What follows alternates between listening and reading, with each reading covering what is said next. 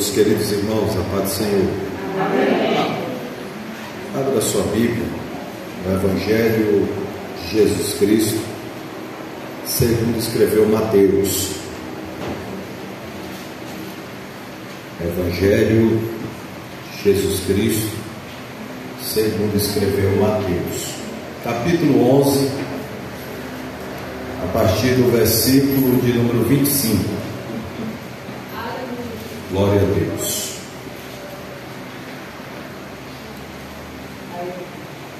Mateus, primeiro livro do Novo Testamento, capítulo 11, versículo 25. Quem encontrou, diga amém. Amém. Diz assim o texto: Naquele tempo, respondendo Jesus, disse: Graças te dou, ó Pai, Senhor do céu e da terra, que ocultastes estas coisas aos sábios e inteligentes e a revelastes aos meninos. Sim, ó Pai, porque te aprouve, todas as coisas te foram entregues por meu Pai, e ninguém conhece o Filho senão o Pai, e ninguém conhece o Pai senão o Filho, aquele a quem o Filho quiser revelar. Vinde a mim, todos que estáis cansados e oprimidos, e eu vos aliviarei. Tomai sobre vós o meu jugo, e aprendei de mim, que sou manso e humilde de coração, e encontrareis descanso para vossas almas, porque o meu jugo é suave e o meu fardo é leve. Podeis assentar, irmãos. Meus queridos, meus irmãos, estarei eu agradecendo aqui a oportunidade que nos foi feita para estar com os irmãos. Estamos aqui a convite da congregação, e o intermediário foi nosso irmão Renato, e agradecido a conhecê-los aqui, né? Como foi dito aqui pelo irmão, que nós ainda estamos assim meios acostumando, porque antigamente a gente conhecia por setor, né? E agora está mudando tudo, mas nós congregamos ali no Judéia setor 17, a congregação é o Judéia 5. Trago ali um abraço para o meu dirigente, Diácono Francisco Amorim, a qual também é meu irmão de sangue em Cristo. Também aqui a saudação dos irmãos ali da congregação aos senhores aqui. Deus abençoe o vosso pastor, e para mim é uma alegria estarmos aqui. Mudou muita coisa para cá, né? A gente vê que agora tem ponte de concreto, tem uma certa... melhorou muito, e eu acredito que tem muito ainda para melhorar, porque Deus é Deus que está cuidando, né? Deus cuida. Uma certa vez alguém chegou e disse para uma pessoa, a pessoa falou assim: rapaz, você vai agir como a gente é do Nordeste, eu sou ali natural do Maranhão, e tem umas regiões nossas lá que elas realmente o solo não é bom, é muito seco em algumas regiões.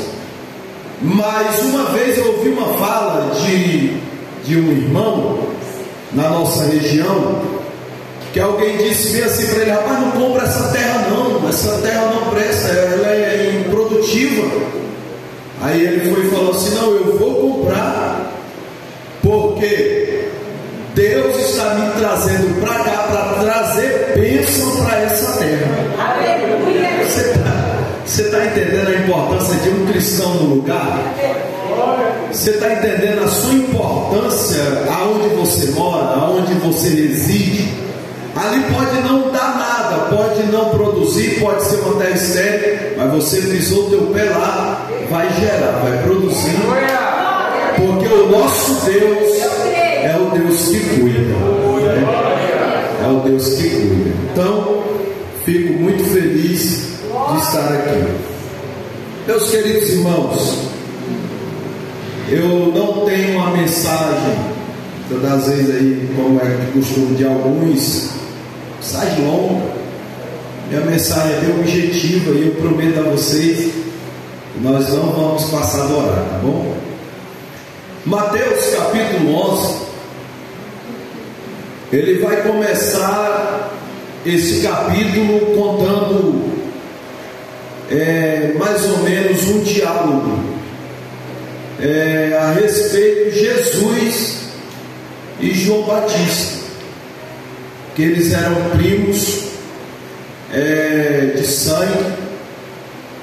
Nesse contexto, nós precisamos observar algumas coisas, porque quando o ministério de Jesus ele começou a florescer, os boatos começaram a correr. Na verdade, a fama de Jesus ela começou a se propagar, ser anunciada pelas pessoas.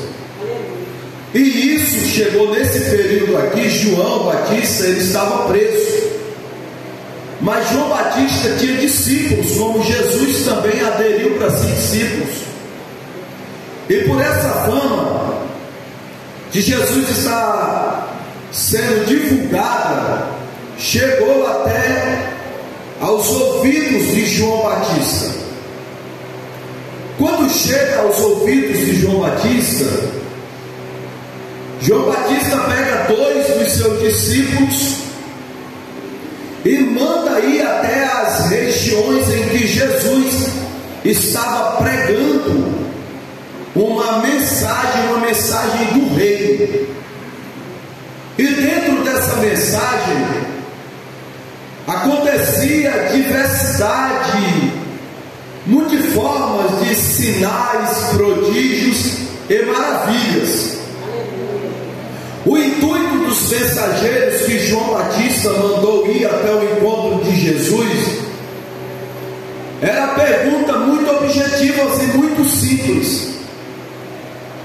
João olha para os seus discípulos e diz: olha, vai até onde está esta pessoa que fazendo essas tais coisas, e pergunta para ele se ele é o Messias ou se nós devemos aguardar outra pessoa. Quando o discípulo de João ele chega no evento em que Jesus está pregando,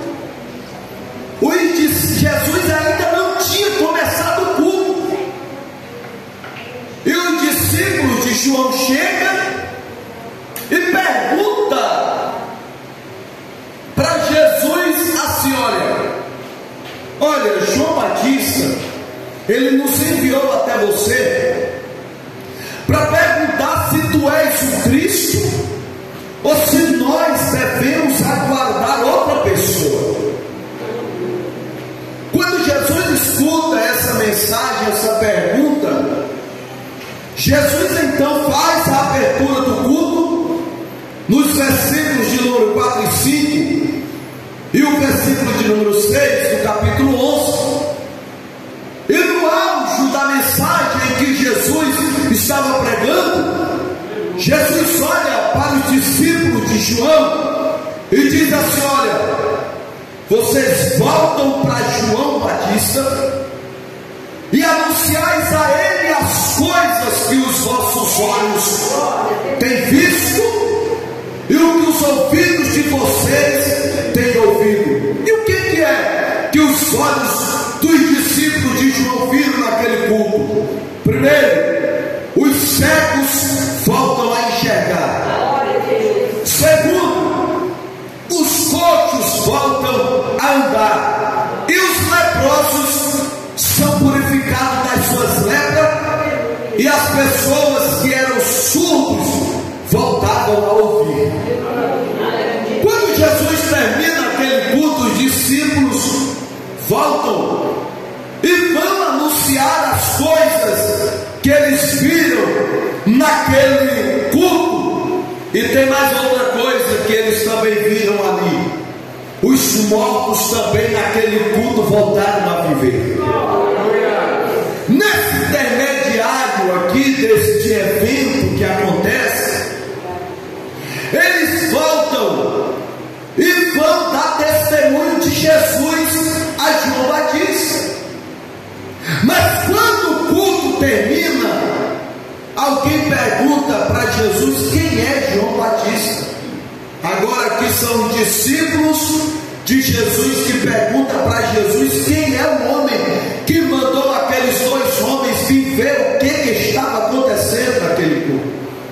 Jesus então, para expressar e para falar de João Batista, ele vai dizer que João Batista era um homem diferente, se vestia de pele de animais, vivia do que a terra produzia, e que ele era um profeta, e que nascido de mulher não existia um profeta maior do que João Batista.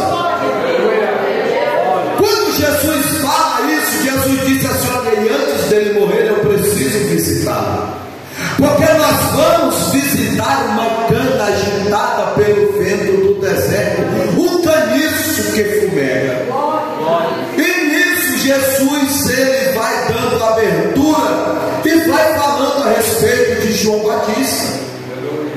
Eu imagino que quando os discípulos de João chegam e começam a contar as histórias que eles viram naquele culto, João Batista fica maravilhado. Ele vai entender que realmente era o Messias que havia chegado, que era o Messias que o povo de Israel estava aguardando. Mas o ministério de Jesus vai florescendo. O ministério de Jesus vai a cada dia crescendo ainda mais. E quando chega no capítulo de número 11 aqui, como eu já fiz aqui uma prédica, é um contexto histórico antecedendo o versículo que nós lemos, você vai ver que o ministério de Jesus, ele tinha uma finalidade. E dentro do texto que nós lemos, essa finalidade do ministério de Jesus, é um ministério transcendente. O que é isso, Valdeir? O ministério de Jesus alcançou nos seus dias, alcançou nos dias dos apóstolos na igreja primitiva e continua acontecendo até os dias de hoje. O ministério de Jesus, para mim, me alcançou no dia 29 de janeiro de 2006.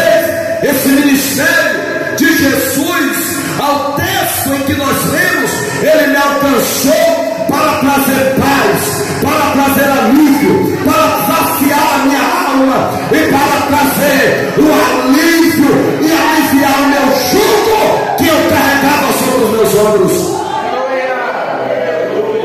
Eu não sei qual foi o dia em que você foi alcançado por esse ministério de Jesus, pelo Evangelho do Reino de Deus. Talvez você vai dizer, Valdeir, você não me conhece, mas eu fui alcançado por esse ministério. Eu fui alcançado por essa mensagem. Eu fui alcançado, a minha vida era um caos, era um tormento, era um tornado, era uma agitação da vida. Mas no dia que eu ouvi o Evangelho do Reino de Deus, eu aceitei a Jesus e dos meus ombros foi tirado um jugo pesado e a minha alma recebeu um fardo leve. E nas páginas do Novo Testamento nós vamos encontrar inúmeras pessoas que foram alcançadas pelo ministério de Jesus. Valdeilson me dá um exemplo. Capítulo 8 de Lucas. Nós vamos encontrar no capítulo 8 a quem diga que a coroa do Evangelho de Lucas é o capítulo 8, pelos fatos históricos que ali contam o 7, o capítulo 8 do Evangelho de Jesus Cristo, que escreveu Lucas. E ali está contida a história do Gadareno, aquele homem aprisionado pelos demônios, por legiões de demônios.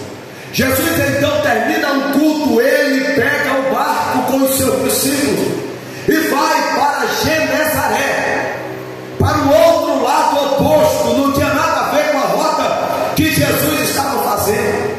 Aí você diz, Valdeilson, mas por que Jesus foi para Genezaré? É porque em Genezaré existia um homem que carregava um fardo que não era dele. Esse fardo foi colocado nele pelos demônios, pelo príncipe das trevas, para aprisioná-lo. E o que o diabo tirou daquele homem? Tirou o convívio social, levou ele para as montanhas e muitas vezes para os cemitérios, se alimentava de cadáveres, e ali esse homem era aprisionado. Não existia cadeias que segurassem, que aprisionassem esse homem conhecido como Gadareno ou como homem de Gadara. Quando Lucas ele vai registrar esse fato, ele vai dizer que esse de Gadareno existia sobre ele legiões de demônios. Mas qual era o ministério de Jesus? Trazer um fardo suave para a vida das pessoas, trazer transformação para a vida das pessoas. Jesus, quando entra no barco, ele vai navegar para lá, e quando ele vai navegar para Genezaré, disse: sobre eles veio uma grande tempestade, mas quem estava no barco? Jesus. Jesus estava no barco. Para que venhamos a entender isso aqui, existem muitas pessoas que já foram aliviadas e saciadas por Jesus, já tiveram seu encontro com Jesus, mas o seu barco sempre estão sendo agitado pelas tempestades da vida. E as tempestades da vida agita essa embarcação humana, que é você, que é eu, de um lado para o outro. E quem nunca pensou, quem diga os senhores, quem nunca pensou que um dia desses você já pensou que a tua embarcação ia a pique, ia naufragar, ia se demolir, ia se destruir, mas você se apegou com quem? Com quem está nessa embarcação? Com quem? Jesus de Nazaré. Porque quando Jesus está no barco, você descansa, você tem paz, você usufrui daquilo que é teu por direito. Por que, Deus? Porque você já teve o encontro com Jesus Cristo de Nazaré. Você está entendendo que Deus está trazendo para nós? Às vezes nós temos tantas complicações na vida, e quem nunca pensou aí, um dia desses aí, a desistir de tudo? Quem nunca pensou aí, dizendo assim: olha, realmente eu aceitei Jesus, quando eu vim a Jesus eu tomei esse fardo dele, ele pegou o meu pesado, eu peguei o dele que é suave. Mas tem dias que a cruz pesa, tem dia que carregar esse ministério do Evangelho e professar o nome de Jesus é pesado. Tem dias que você pensa em desistir de tudo e dizer assim: olha, eu não vou mais, eu vou ficar aqui. Se Jesus não falar comigo, eu não vou arredar o pé, eu não vou sair de casa, eu não vou na igreja. Eu preciso de uma resposta, eu preciso que Deus fale comigo. E você está dizendo assim: olha, é tantos os conflitos, é tantas as guerras, mas eu vim com a palavra do céu, com a palavra de Deus, para dizer para você, para dizer para a tua vida, aos seus ouvidos, que esses pensamentos de desistência são passageiros. Fica de pé, fica tranquilo, descansa em Deus, porque Deus está cuidando de você e dos teus.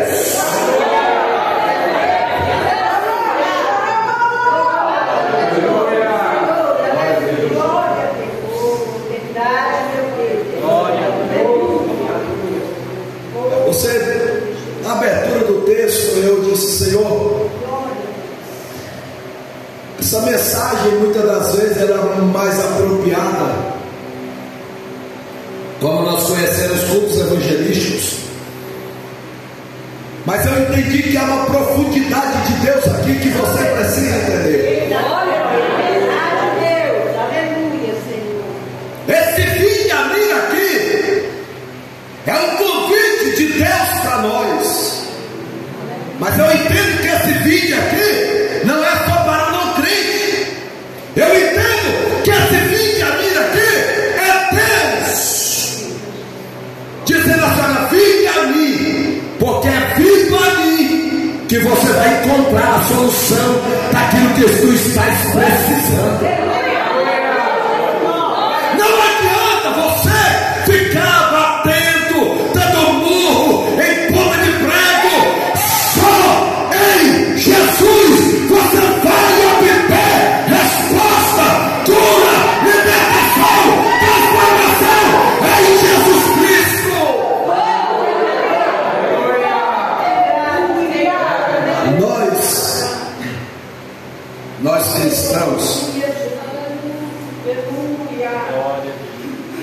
Nós cristãos, nós temos uma facilidade muito grande de nós receber os benefícios de Deus e esquecer deles, daquele que Deus fez por nós. Você sabia que o crente, o cristão, se ele entendesse, se botasse para pensar na mente, viu, pastor?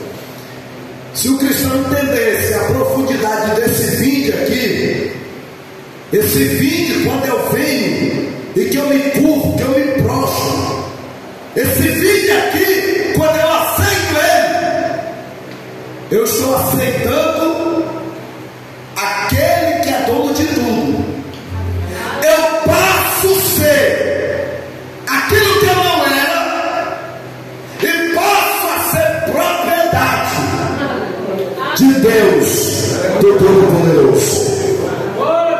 Como propriedade, eu preciso entender o quê?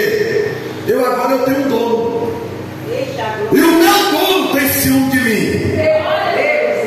Agora Deus, por intermédio do ministério do Evangelho, colocou em nós o Espírito Santo. Se nós cristãos entendemos, Martinho Lutero entendeu isso aqui que eu vou dizer aqui. O ministério da reconciliação, quando o diabo viesse colocar a ideia: desiste, sai da igreja, vai embora, te desvia, a igreja não é mais lugar para ti, esse espaço ficou pequeno.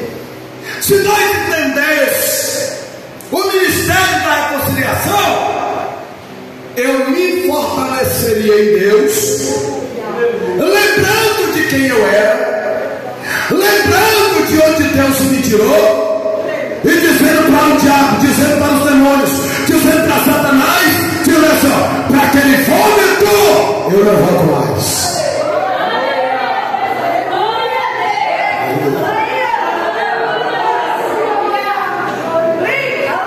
Eu preciso espiritualizar isso aqui, pastor, porque o diabo, ele coloca cegueira, não é nos olhos, muitas das vezes nos ouvidos, porque muitas das vezes Paulo vai dizer que muitos não ouvem mais a voz de Deus por comichões dos ouvidos. Mas o diabo, ele vai colocando, tampando nossos ouvidos, para nós não entender e nem ouvir mais a voz daquele que é dono de nós. Aí o diabo, ele vem com a ideia de dizer assim: ó, não, rapaz, olha, quando tu não era crente, tu não tinha problema não. Olha, antes de tu vir a tu aceitar esse ministério, desse vídeo, tu parece que tu não tinha problema, mas o diabo, ele é especialista em iludir. Como assim não tinha problema? Quem nós éramos? E o diabo vai dizer que nós não tínhamos problema de vir para Jesus. Quantos, muitas das vezes, escravizados, era cavalo de Satanás, fazia o que o diabo queria, mas hoje não. Hoje nós aceitamos o vídeo, nós aceitamos o ministério da reconciliação, e quando nós vimos, nós deixamos, como diz o hino da harpa, tudo no altar, tudo no altar. E quando nós levantamos como nova criatura, aquele Deus dos céus, ele nos aceitou.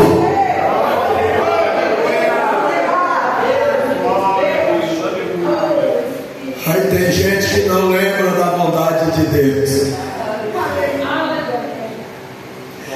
Aí vem a prova, aí vem a luta, a pessoa quer desistir e quer voltar para o vômito, se alimentar do vômito, quer fazer como o porco que se volta para a lama de onde era.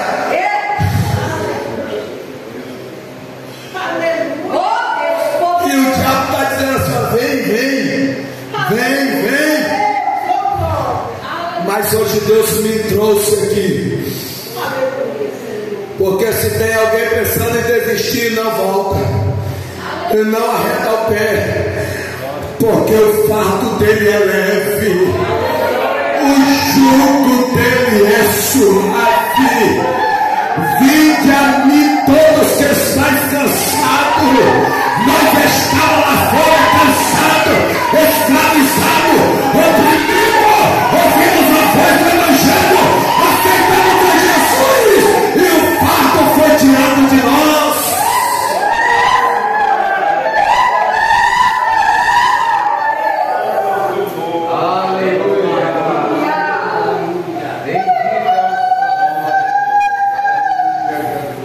No capítulo 8, voltando aqui ao contexto, aquele homem, aquele gadareno precisava muito de Jesus, porque o diabo tirou deste homem de Gadara, tirou o convívio familiar, entendam, depois tirou ele do convívio da sociedade e arrancou a dignidade que aquele homem tinha e colocou ele para os desertos, áridos, montanhosos e para os sepulcros e os cemitérios. O ministério de Jesus era o ministério da reconciliação, e esse homem precisava se reconciliar, ter um encontro, a criatura e o Criador. Ninguém entendia porque a rota que Jesus tomou era rota diferente da que ele estava indo. Mas eu entendo que o ministério de Jesus era trazer restauração para quem precisava. E o gadareno precisava de restauração. Quando Jesus está chegando nas terras dos genezarenos, a Bíblia diz que veio a tempestade e os discípulos no barco se apavoraram, que ele alvoroçou, Jesus dormia. E aí eu quero aqui aplicá-los na questão do silêncio de Deus. É bom? Não é. Mas quando você está orando, você está buscando, está fazendo propósito, e que você acha que Jesus não está te ouvindo, a tua oração não passa do teto da igreja, não passa do teto do teu quarto, da tua sala, da tua cozinha, do teu lavatório, aonde você costuma falar com Deus, e parece que não chega no céu. É onde eu entendo que independente do modo ou da forma que Deus dos céus esteja olhando para nós, Ele não esteja a perceber das situações que nós estamos vivendo. Quando os discípulos olham, Jesus está dormindo, e o sinônimo de Jesus dormindo, ele está despreocupado. Diga assim para o seu irmão: sabe por que Jesus estava despreocupado? É porque ele já sabia o que ia acontecer. Diga para ele: fica tranquilo. Diga para ela, para ele: fica tranquilo. Diga assim: nada e vai fugir do controle de Deus. Diga assim: pode descansar. Quando Jesus desperta daquele sono, ele se levanta, repreende a fúria do vento, acalma a fúria das águas, e ele olha para os seus discípulos e diz assim: olha, tem bom ânimo, mas eu vi que faltou a fé em vocês. Eu estou no mar. E eles continuaram navegando e chegaram. E quando Jesus pisa no solo de Genezaré, aquele homem veio ao encontro. E quando aquele homem vem ao encontro, ele se curva ele se prostra. Quando ele se curva e se prostra, no intuito de adoração, Jesus percebe que aquele homem estava terrivelmente endemoniado e já pergunta: quem são vocês? E eles disseram: somos legiões, porque somos muitos. Quando diz muito aqui, ele está dizendo que eles estão sob o domínio da vida daquela pessoa e que Jesus era um só. Jesus olha e diz: sai da vida desse homem. Aleluia! Aqueles demônios rogaram a Jesus para ir para uma manada de porcos, de gentios que eram criadores de porcos daquela região. Jesus ordenou e eles foram e se lançaram no precipício. Por isso que judeus, eles acreditam que porco, eles não comem carne de porco, porque porco é habitação de coisas imundas. Nisso, quando Jesus liberta aquele homem agora, quando ele é liberto, primeira coisa que aquele homem recebe não é a sua família de volta, não é o convívio da sociedade. Primeiro, aquele homem estava nu. Jesus coloca roupa naquele homem. Quando Jesus liberta o gadareno, Jesus cumpre o versículo de número 29. Jesus tirou o jugo que aquele homem carregava das trevas e colocou o jugo dele. Qual era o jugo de Jesus? Suave, leve, que aquele homem podia carregar. Quando nós observamos o texto da Bíblia, nós poderíamos pegar o exemplo do gadareno para nós. Qual, Deus? Porque esse homem foi o primeiro missionário que Jesus enviou a fazer missões. Como assim, Deus? Está no texto assim. Esse homem, ele desejou seguir Jesus por gratidão por toda a sua vida. Mas Jesus olha para o gadareno e diz assim: não é necessário por agora, eu preciso que você faça uma coisa maior. Qual é? Dar continuidade ao ministério da reconciliação. Qual é? Volta para a tua casa. Aleluia! Glória a Deus! Sabe o que Jesus está dizendo para o senhor, pastor? Eu vou começar o teu ministério aonde tudo começou. Porque os destroços, os caos começou na casa dele. O diabo arrancou esse homem de dentro da casa dele. Então Jesus vestiu esse homem, devolveu um jugo suave para ele.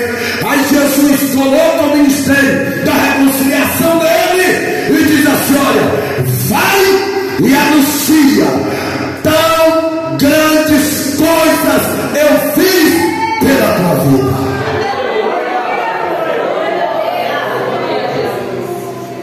Nem tudo está perdido, irmão. Nem tudo está perdido, irmão. Vai chegar o dia da honra.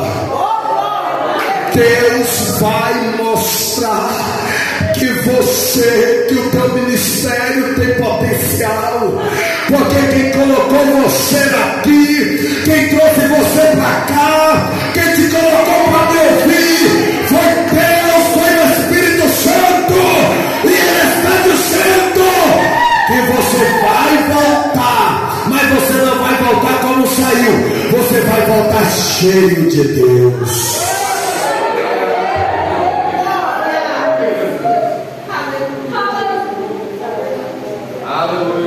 Vinde a mim.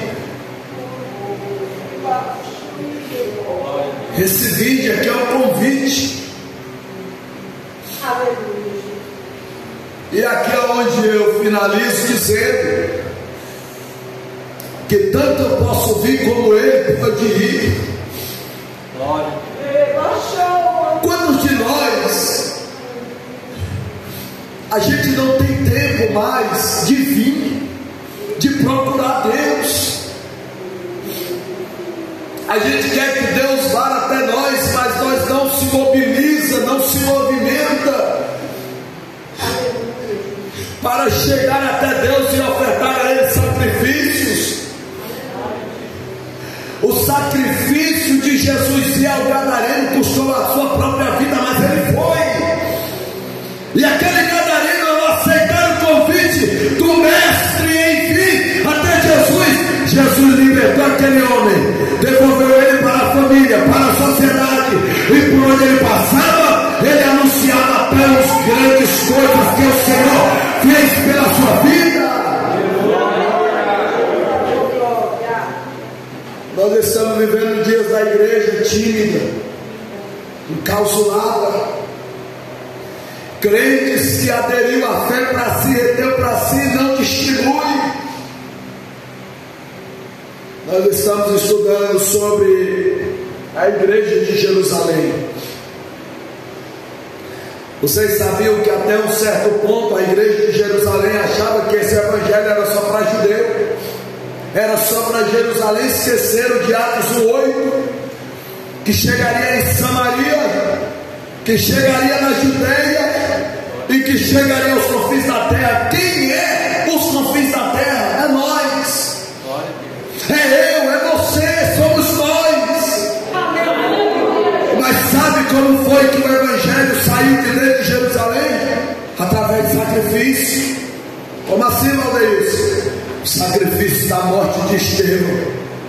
Quando Estevão morreu, os irmãos foram dispersos, saíram de dentro de Jerusalém e começaram a anunciar o evangelho da reconciliação a outros povos. Filipe foi para Samaria ganhando os samaritanos. Na lição passada nós vimos que o evangelho chegou em Antioquia, e nós vimos que o evangelho alcançou o mundo e alcançou nós também. E esse mesmo evangelho que me alcançou você, alcançou todos nós, ainda continua dizendo: olha, ainda tem gente para ser alcançada, mas você precisa vir. Valdeir, mas isso é para o ímpio? Não. O convite de Deus hoje é: vinde a mim, ouçam a minha voz. Porque muitos estão pedindo muito e estão dando pouco para Deus.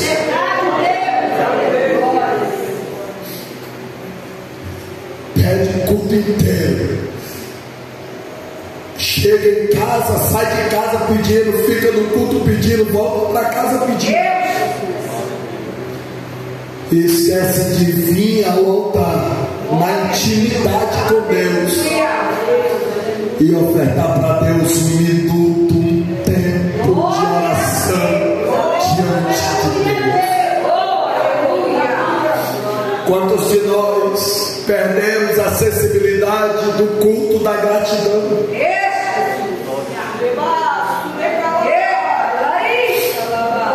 Quantos de nós recebemos esse jugo suave aqui, e o que temos feito com essa liberdade que Cristo nos deu?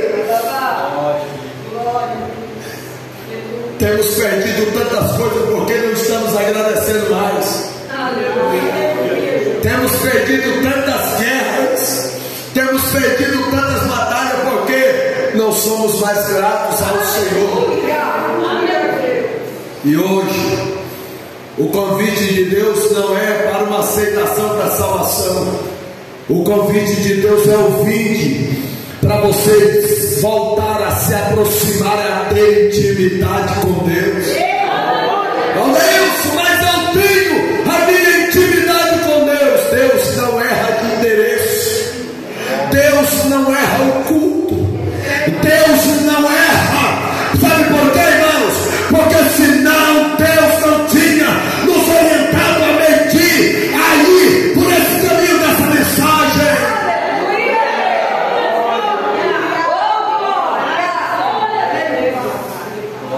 Cadê aquele culto da ação de graça? Por um milagre que você recebeu? Cadê aquele convite que você disse: quando eu receber a minha bênção, eu vou convidar o pastor e vou trazer a igreja na minha casa e vou ofertar no culto de ação de graça pela bênção que Deus me deu? Esse vídeo aqui é você levar a Deus, convidar Ele para fazer parte de tudo que é seu. É convidar Deus Antes de receber esse trabalho, esse emprego, você convidou Deus por muitas vezes para abrir essa porta. Depois que Deus abriu, Deus não ouviu mais a tua voz na madrugada. Deus está com saudade de ter um relacionamento na intimidade com você. Você pode dizer, Valdeir, agora eu estou entendendo porque o diabo está prevalecendo nessa guerra. É porque eu perdi meu foco. E o convite de Deus é: vinde e reatamos o nosso relacionamento. Volte a praticar as primeiras obras e torne ao primeiro amor. Se coloque de pé.